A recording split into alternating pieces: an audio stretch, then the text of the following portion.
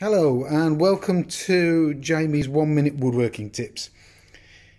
If you've got a table saw that you want to protect, that's nice and flat, and you don't really want to leave bits and pieces all over, get yourself a sheet of Formica. You'll probably find it, you can find them, you'll probably find it somewhere locally, someone who does camper vans or kitchen shop or whatever like that.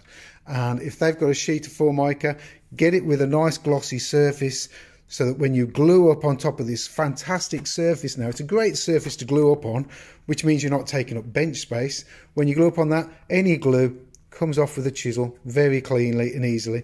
I haven't got that bit off yet. Oh, I'll show you, hang on. There you go.